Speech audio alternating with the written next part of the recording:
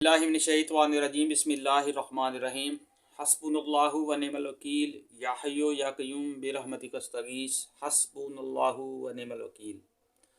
सही अल बुखारी, इमाम बुखारी रहमतुल्लाह अलैह की जो तसानीफ़ है, इसके सिलसिले में हम कुछ गुफ्तगू भी करेंगे और अहदीस का जो नया सिलसिला है वो भी शुरू करते हैं। इमाम बुखारी रहमतुल्लाह अलैह के जद्द अमजद बर्ज़बाह मजूसी थे और इसी हालत में इनका इंतकाल हो गया।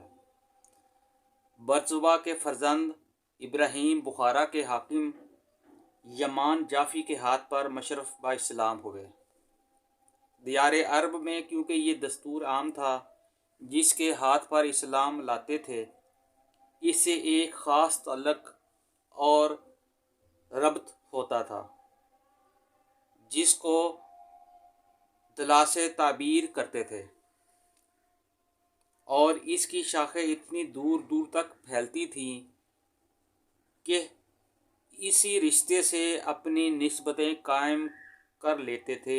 इमाम बुखारी को भी जाफ़ी इसी रिश्ते से कहा जाता है, वरना इमाम इस ख़ानदान से न थे।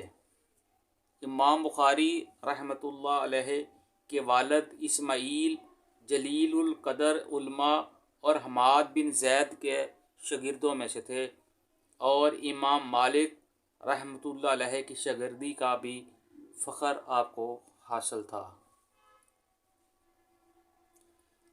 इमाम बुखारी रहमतुल्लाह अलैह 13 शवाल 194 हिजरी बाद नमाज जुमा बुखारा में पैदा हुए। इमाम बुखारी अभी कम सुन थे कि शफ़ीक बाप का साया सर से उठ गया और तालीम व तरबियत के लिए सिर्फ वालदा का सहारा बाकी रह गया। शफ़ीक बाप के उठ जाने के बाद माँ ने इमाम बुखारी रहमतुल्लाह अलैह की परवरिश शुरू की और तालीम व तरबियत का एहतमाम किया। इमाम बुखारी ने अभी अच्छी तरह आंखें भी न खोली थी कि बिनाई जाती रही।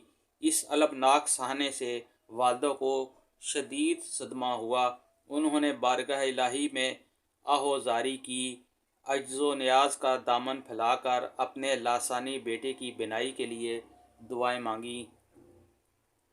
एक मज़तरब बेवसीला और बेसहारा माँ की दुआएं थीं, कबूलियत से राह रवा हो गए। रात को इब्राहीम खलीलुल्लाह को ख्वाब में देखा, फरमा रहे, जा ए नेक ख्वाह, तेरी दुआएं कबूल हुईं। तेरे नूरे नज़र और लख्ते जिगर को फिर नूरे नज़र से नवाजा गया। सुबह उठती हैं तो देखती हैं कि बेटे की आंखों का नूर लौट आया। सदक़ल्लाहुल अज़ीम।